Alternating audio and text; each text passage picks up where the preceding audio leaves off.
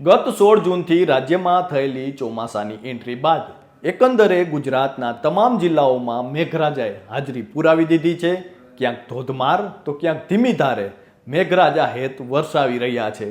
હાલમાં દક્ષિણ ગુજરાતમાં અપર એર સાયક્લોનિક સર્ક્યુલેશન સક્રિય હોવાના કારણે વરસાદ વરસી રહ્યો છે। હવામાન વિભાગ દ્વારા આજે અનેક જિલ્લાઓમાં વરસાદને લઈ એલર્ટ આપવામાં આવ્યું છે।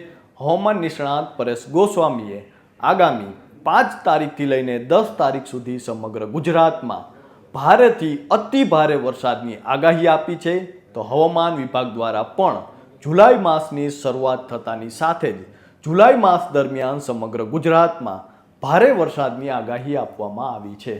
નમસ્કાર, હું છું કૃપાલસિંહ જાડેજા અને આગામી દિવસોમાં વરસાદની આગાહીને લઈને ગુજરાત પર બનતી નવી સિસ્ટમને કારણે પડનારા ભારે વરસાદને લઈને અને સમગ્ર જુલાઈ માસ દરમિયાન ગુજરાતમાં કેવો વરસાદ થશે તેને લઈ હવામાન વિભાગનું શું કહેવું છે તે જાણીએ। સાથે જ આગામી આગાહીને લઈ પરેશ ગોસ્વામી સાથે જ વાત કરીએ વાત ગુજરાતી પર। આજે 6 જિલ્લાઓમાં ઓરેન્જ એલર્ટ અને 12 જિલ્લામાં યલો એલર્ટ આપવામાં આવ્યું છે।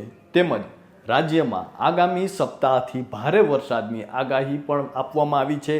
છેલ્લા 24 કલાકમાં રાજ્યના 89 તાલુકાઓમાં વરસાદ પડ્યો છે, જેમાં સૌથી વધુ વલસાડના કપરડામાં 4 ઇંચ વરસાદ ખાબક્યો છે।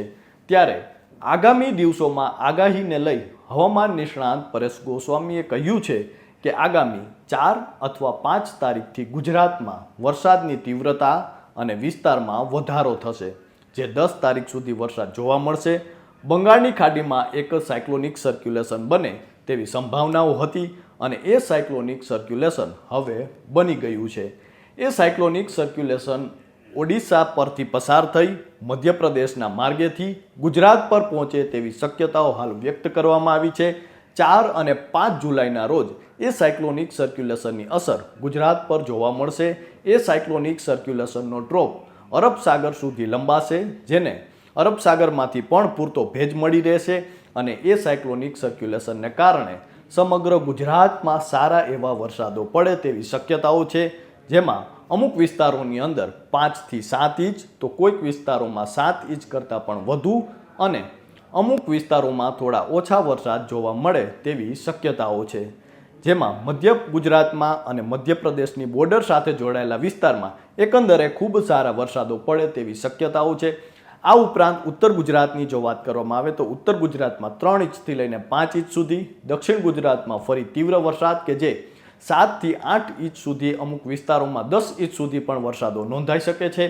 સૌરાષ્ટ્રમાં પણ જો વાત કરીએ તો આગામી 5 થી 10 જુલાઈ દરમિયાન એકંદરે સારા વરસાદો જોવા મળી શકે છે, જેમાં દેવભૂમિ દ્વારકા, જામનગર અને પોરબંદરમાં વધારે પ્રમાણમાં વરસાદ વરસી શકે છે।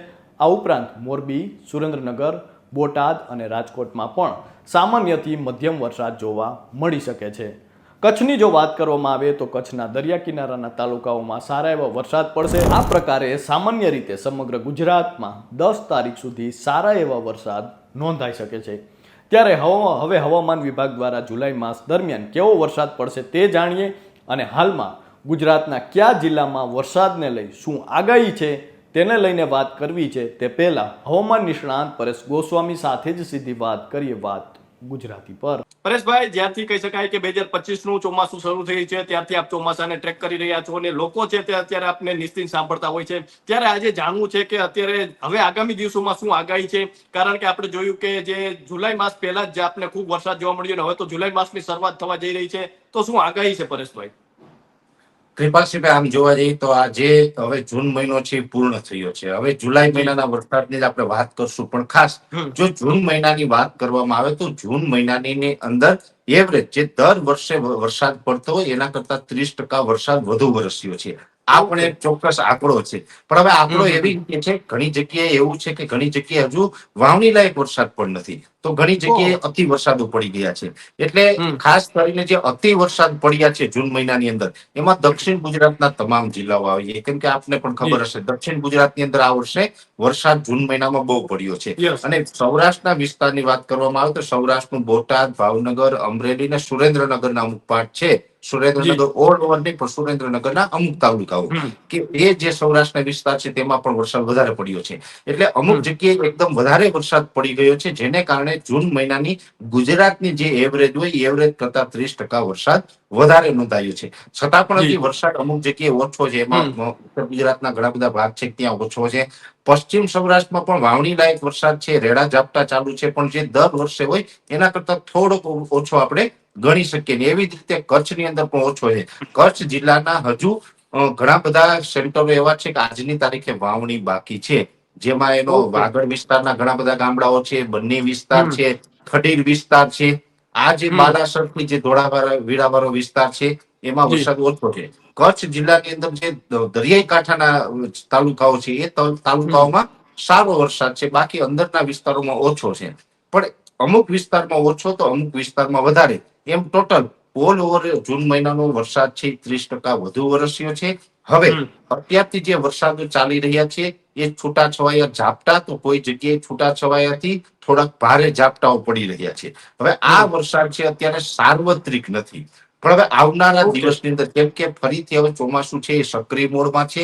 હવે બંગાળની ખાડી છે એ અરબ સાગર કરતા પણ વધારે સક્રિય થઈ ચૂકી છે અને બંગાળની ખાડીની બેક ટુ બેક સિસ્ટમ છે ગુજરાત તરફ આવતી જ રહેશે.